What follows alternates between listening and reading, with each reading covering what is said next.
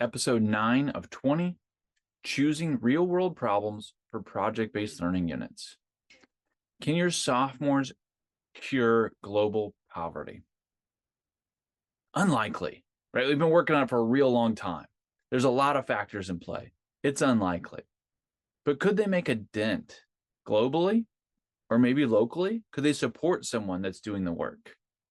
Can they figure out a new idea to support somebody that's doing the work globally? Can they figure out a new idea to support locally? Can they take an old idea, brush it off a little bit and get involved? In some way, can they tackle some portion of this real world problem? I think they can. And I think if they do it in a way that gets them curious, brings about problem solving, brings about joy and learning, helps them understand their content in a deeper way, then I think it makes sense to bring in a real world problem. The engagement will be there. The empowerment comes as they start to see these things solved and they've got structures and processes to continue solving their own problems. A lot of PBL is mindset. It's really important. That's why almost half of these PBL binge episodes have really been around mindset. It's likely the biggest move that you'll need to make as a leader, but you may have made it already because you're a visionary leader. That's why you're in your position. Now, what about your teachers?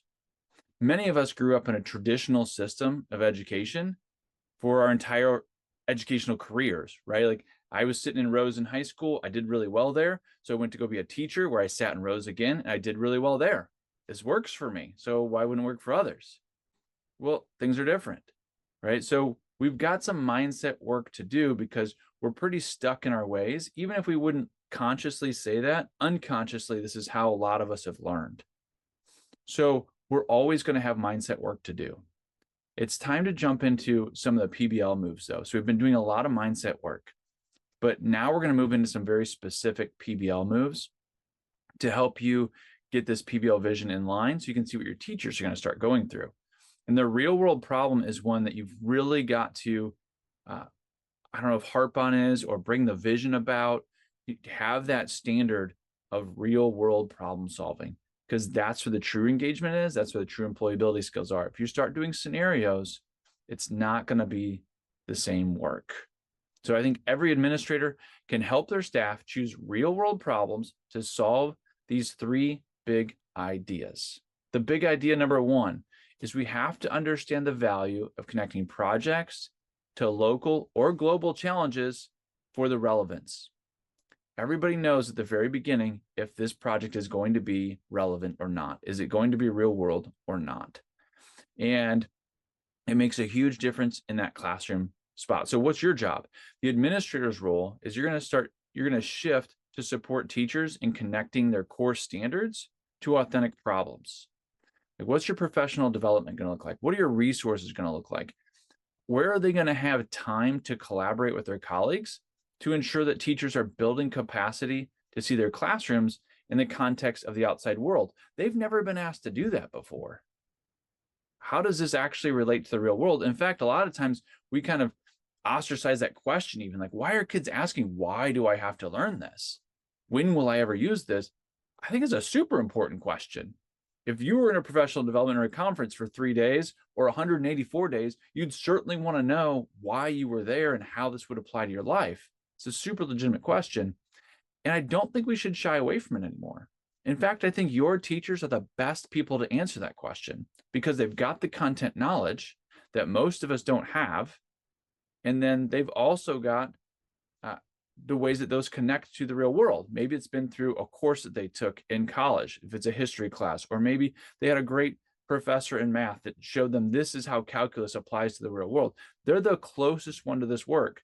If you can help them now make that leap, for some of them, it won't be very far. For some of them, it's going to be like over the Grand Canyon.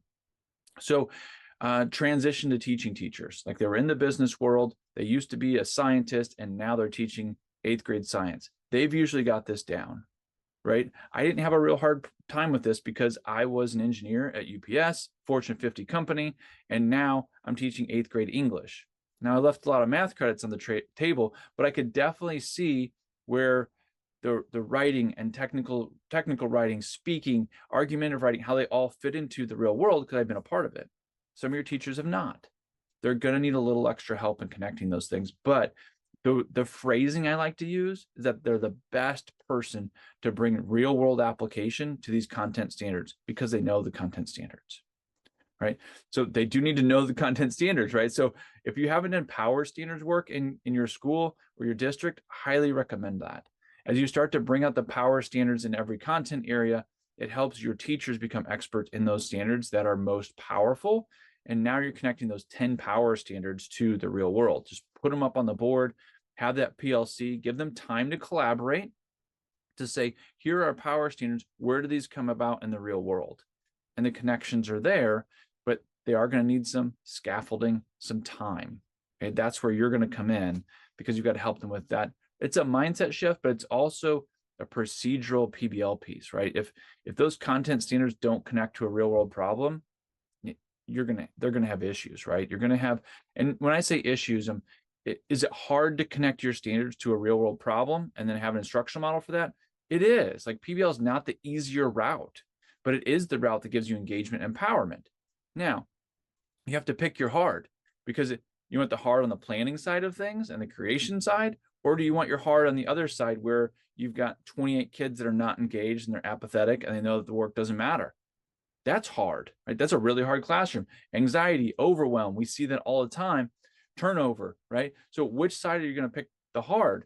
In PBL, we're picking the hard on the front end. And once you get the mindset, it's not as hard. It's natural. Why do we plan the way we plan? Because that's how we were taught. That's how we've always planned. That's how your lesson plans come together. That's how we've always been taught. What if we taught you a different way? We taught you a different way to plan, a different way to see your classroom. Eventually that becomes natural. I kind of liken it to like a new golf swing, right? You go to a class or your coach, or you look online on YouTube and suddenly you're moving your fingers to a different spot and it feels weird at first. But if you stick to it, eventually it's normal again and you're better off. Similar piece, okay? So the real world problems have to be a part of this. Some teachers will need a little more help than others. They need resources, PD, and time from you. Big idea number 2, support collaboration with community partners to inspire project ideas. Teachers sometimes, again, some of them are going to struggle with the shift. It can be risky, it can be difficult, it's different. So how do we get them in the same room as community partners? Find some warm, friendly community partners that can come into a PLC, standards are on the board, community partners start shooting out ideas. We did this with the district, and pretty large district, but what they were able to do is they had some local community partners. They had an intermediary that would help with these industry partners to get the right people in the right place. We took a tour of this industry building and they made parts for Honda. And at some point we took the tour and then they had their executives, their managers were ready to sit down with our teachers. And the teachers were able to say, here are the standards I'm working on. And the community partners were able to say, oh, this is how that connects. This could connect with us. And some people got some great connections. Some people didn't get great connections in there, but they got to see the process and the conversation that you could have with a community partner. So they used that to connect with a different community partner, right? It's just a skill set that needs to be learned. So if we can get community partners in the same room as your teachers, and many will do this, like if you need some right off the bat, nonprofit leaders are super open and their schedules usually allow for them to come in. Large museums and zoos typically have outreach people that can come in, right? That's their job to come out to schools. And you've probably got some close community partners. Maybe they're connected to the school board member or just some folks that you know, right? Some professionals that you know. Bring in somebody that sells insurance or is an architect. Just have them come in for an hour, sit with your teachers and say, this is how I see the world. Tell me how you see your world. And you're training your teachers to connect standards to community partner outcomes. It's awesome.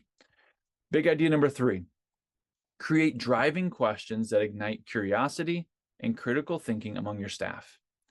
So they start solving their own authentic problems. This is what you want, right? You want your teachers to be living out the PBL process so that you're not continually pushing, you're supporting, you're leading. But to begin with, well, probably throughout, they need you to model this. So at your next faculty meeting, and we've got a free download we can give you for this too. I think it's in a couple more episodes, but we'll make sure we put it in this show note too, is use a driving question. Start using some of the vocabulary of project-based learning in your faculty meeting, right? So the driving question might be, how do we increase engagement in third period before lunch, right? And just start to get some ideas. But you're using this driving question to have your staff start to understand how driving questions work and how they start to solve real world problems. And you can do this with any problem that you have, right? Again, it might be the drop-off line. It might be email communication, but you're going to start using these driving questions and you're going to talk about how they're not Googleable, right? They're not yes or no questions. And we'll put in a video on driving questions as well that we usually give to teachers, but so that you can see the technical portions. But you don't have to know everything there is to know about PBL. You don't have to have done PBL in the classroom, but you do need to know some vocabulary to be able to support your staff. And we've got some resources for you. But as far as this real world problem piece is, you should be able to look at people's driving questions. If they just submit the driving question, you can really see, is this going to be real world or is this going to be a scenario project? How authentic is it? How exciting is it for the learners to dive into this problem for 4 to 6 weeks? There needs to be a place for engagement. So as an administrator, learning how to do driving questions can be really helpful. You're modeling the process, but it helps teachers make the shift. And some of them are going to need it more than others, like I said, but those that are going to need it, you don't want to just let them go halfway, right? Let them taste a real world problem, and it's okay to have them build up to that, right? They might start bringing in a community partner, but you want to keep pushing that what PBL really looks like is solving real world problems, because that's where the true engagement comes from. All right, those are the 3 big ideas for bringing real world problems into your school and to help your staff get there. You want to understand the value of connecting projects to local and global challenges because it brings the relevance. Big idea number 2, support collaboration with community partners. Start with some warm community partners. And number 3, create driving questions that ignite curiosity and critical thinking among your staff. Start to model that so they can see what it looks like. Your CTA today is to be a generous person. Generous people share good resources. So it seems really simple, but when you share one of the resources that you're getting from this binge PBL episodes, when you share any one of the resources, of course, you're welcome to do that. Share liberally. We want to get as much info out as we can, but when you share it, people think, oh, wow, what a generous person. They're sharing this. They thought of me today. And what happens is it's reciprocal. And they think, oh, I wonder if they might need that I have. And suddenly you're getting more resources. You don't have to do it to get, but this is how you can be seen as a generous person. Just share some of the things that you're learning here. So you understand how to help your staff pick real world problems to solve their PBL units. Let's maximize backward design for you and for your teachers.